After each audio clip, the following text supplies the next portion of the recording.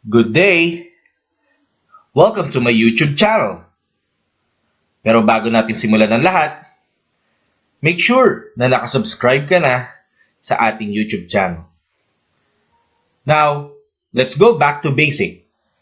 And let's have a refresher first. Tungkol sa ating topic about fractions. Una, pag-aralan muna natin what are the parts of a fraction. Dito sa given na 2/3, kung saan ang number 2 and the digit itself na nasa taas ng bar line, ang tinatawag natin as numerator. Habang ang number 3 naman, na digit na nasa baba, ang tinatawag natin as our denominator. Tandaan ang parts of a fraction. Kasi ito ang gagamitin natin para sa pagsosolve ng ating mga problem regarding fractions. Now, let's continue at tingnan natin ang types and kinds of fraction. Sa unang given na 1/6, 3/6, at 5/6, ito daw yung mga tinatawag natin na similar fractions. Kung mapapansin ninyo yung denominators o yung mga numbers sa baba, pare-pareho sila. Kaya matatawag natin ito as our similar fractions. Next, meron tayong 2/5, 3/8, at 6/7. Ito naman daw yung ating dissimilar fractions. Kasi nga, yung denominators natin ay hindi katulad nung nauna. Magkakaiba sila. Kaya kung mapapansin ninyo, pag similar fractions, pare-pareho ang denominators. Habang ang dissimilar fractions naman ay magkakaiba o hindi magkakatulad. Next, meron tayong 5 and 3/4 and 2 and 4/6 na given. Ito daw yung tinatawag natin na mixed fractions, kung saan ang whole number na 5 ay kasama ng fraction na 3/4. At dito naman, ang whole number na 2 ay kasama ng 4/6 na fractions. Kaya tinawag siya na mixed fractions. Now let's continue. Ano naman ba ang pinagkaiba ng proper fractions at improper fractions? Dito sa given na 4/12, 13/27, at 6/8, kung mapapansin ninyo ang mga digits or numbers sa taas or our numerators ay mas maliit ang value kumpara sa denominator natin o yung mga number and digits sa baba. Yan daw ang ating proper fractions. Hindi katulad nitong improper fractions kung saan sa 7/3, 10/6, at 5 and 12/5, ang mga numerators nila ay mas malaki o mas mataas ang value kumpara sa mga denominators o yung mga digit na nasa baba. So, alam na natin ngayon yung mga types and kinds of fractions. Mukhang ready na tayo. Tara, let's solve.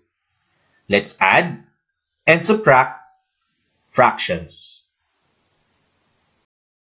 Magandang araw mga bata.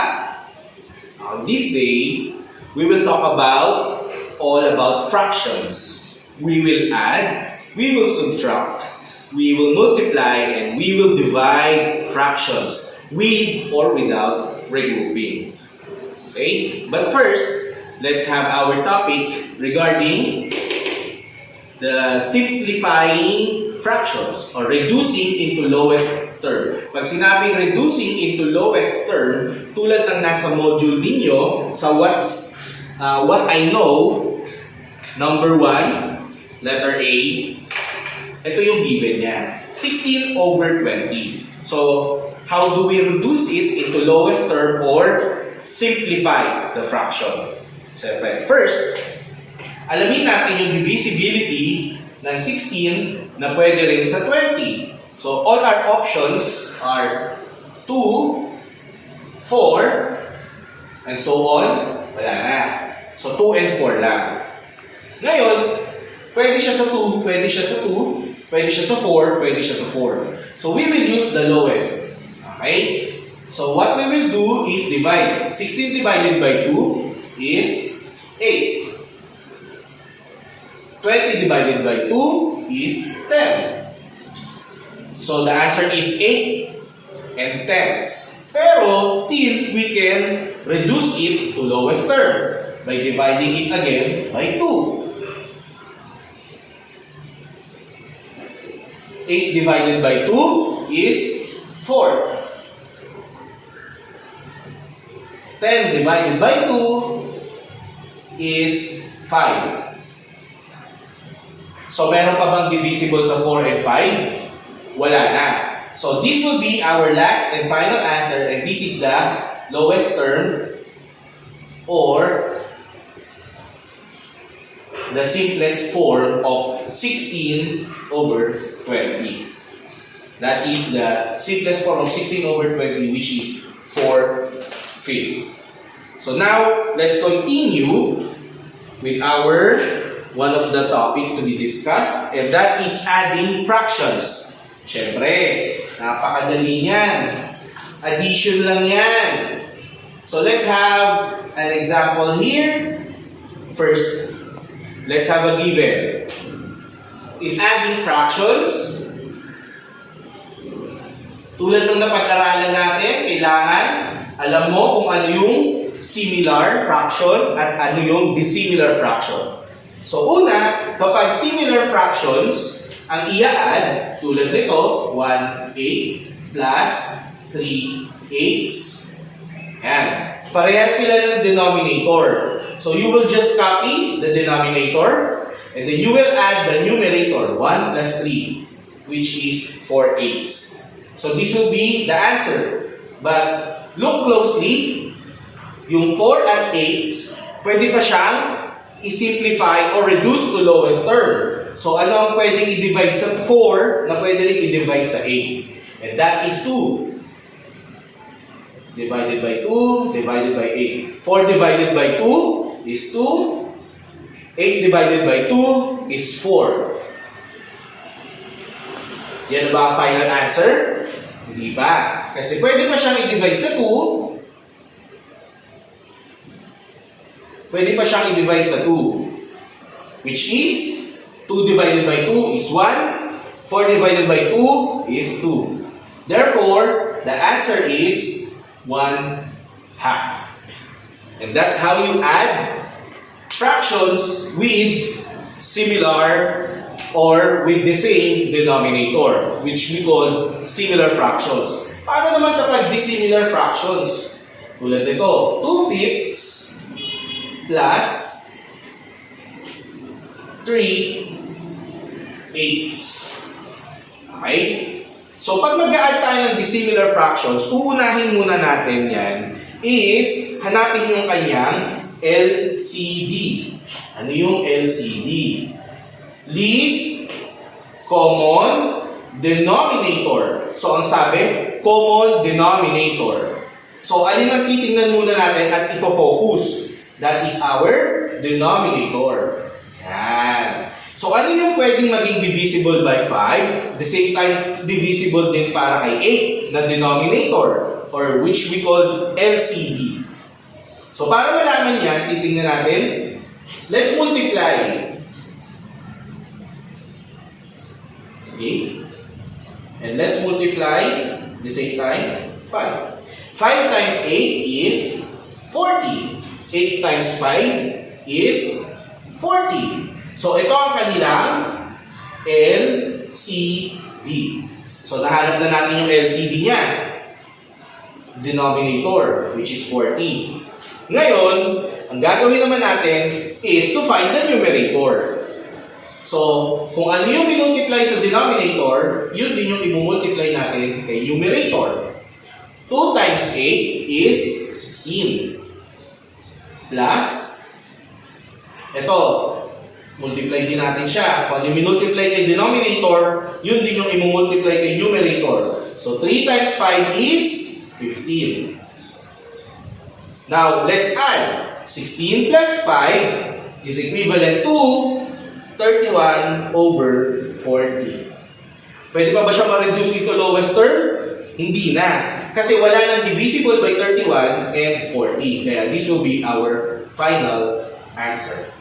And that's how you add fractions. Now, kapano naman kapag mixed number naman ang usapan? Ayan. So, punta tayo sa mixed numbers. So, let's have 3 and 1/3 plus 2/5. Ayan, yan yung given. So, isang mixed number at isang fraction. Paano daw natin yan sasagutan? Una, i-align. 3 and 1/3 plus 2/5. Ayan. So, sa denominator, ganun pa rin. Kapag hindi magkatulad ang denominator, hahanapin natin yung LCD. So, times din natin. 3 times 5. 5 times 3. And the answer is 15. Ayan. So, ang common denominator daw niya, or LCD, is 15. Okay? 15. Next, i-multiply natin yung taas. 5. Ito. 3. 1 times 5 is 5. 2 times 3 is 6. I-add. 5 plus 6 is equivalent to 11 and 15. So the answer is 11 and 15 dito sa fraction. 11 and 15. Paano naman yung natirang whole number? Yung whole number, i-bring down nyo lang siya. So the answer is 3 and 11, 15. So that's how you add fractions with similar denominators and by using LCD on mixed number and dissimilar fractions. Okay, now let's subtract fractions. So, dun sa module ng week 5, day 1, so let's find out, may given tayo na 3 and 1/3 minus 1 and 5/8. So, unang-una, i-align muna natin sila. Step 1, i-align natin yung mga fractions natin. So, whole number, fractions, minus 1 and 5/8. Next, i-minus din natin muna yung fractions. Okay? Pero bago natin yan i-minus, hindi sila magkaparehas ng denominator. So, hahanapin natin kung ano yung LCD nila or least common denominator ng 3 and 8. So, i-multiply natin si 8 by 3. And i-multiply natin si 3 by 8. And the answer will be 24. So, meron na silang LCD which is 24. Next. Kung ano yung minultiply natin kay denominator, yun din yung i-multiply natin kay numerator. So, 1 times 8 is 8. 5 times 3 is 15. Okay? So, numerically, ito na siya. 3 and 8 over 24 minus 1 and 15, 24. Okay. So pag sinubtract natin si 8 kay 15, ganyan yan. 8, 24 minus 15, 24. So 8 minus 15 cannot be. So hindi pwedeng mas maliit yung number at ima-minus mo sa mas malaki. Dapat laging mas malaki yung nandito. So paano gagawin natin? Heheram tayo or we will borrow 1 sa 3. Ito magiging 2. So yung 1, i-add natin dito. Plus 1. So mangyayari 2 plus 1 plus 8 over 24. Yung 1, gagawin natin siyang fraction. So 2 plus 24 over 24 plus 8 over 24 minus 15 over 24. Okay? So let's regroup. I-add muna natin. Using the PM dash or parentheses, multiplication, division, addition, subtraction. Ngayon, bakit naging 24 over 24 si 1? Kasi nga, ang whole number na 24 over 24 or ang whole number na 1 is equivalent to 24 over 24. Wala siyang pinagkaiba sa 2 and 2 or 2 halves, 3 thirds, all are equivalent to 1. Kapag ang numerator ay katulad din ng denominator, it's all equivalent by 1. Yan. So now let's add. 24 plus 8 is 32. So let's copy the denominator. Yan.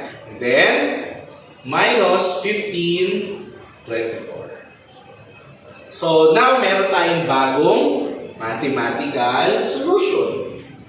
So ito daw, magiging 2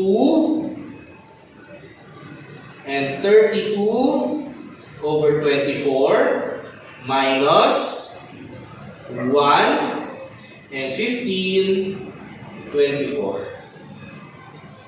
Ngayon, mas malaki na yung nasa kaliwa kaysa sa nasa kanan. Pwede na tayo mag-subtract. So 32 minus 15 is equivalent to 32 minus 15 is equivalent to 17. Kopyahin lang yung denominator,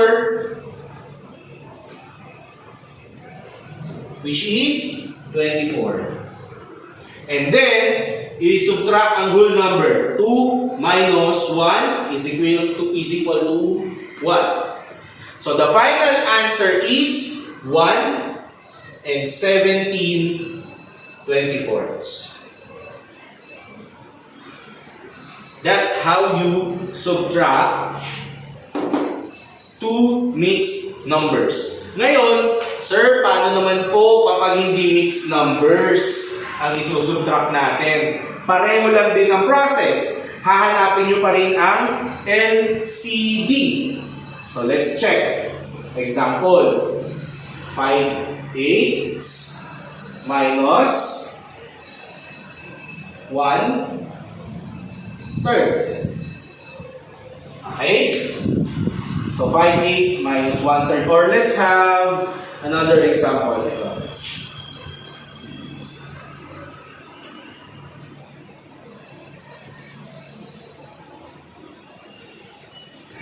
Similar fraction muna. 2/3 minus 1/3. So, pag similar fraction, ang i-minus, copyin lang yung denominator. 2 minus 1, 1/3. So, the answer is 1/3. Ganyan lang kadali pag similar fraction. Pero kapag dissimilar fraction, hahanapin nyo yung LCD.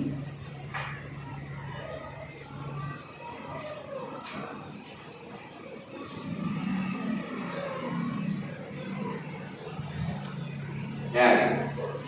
So, 2/6 minus 1/8. So, So, hanapin yung ating LCD.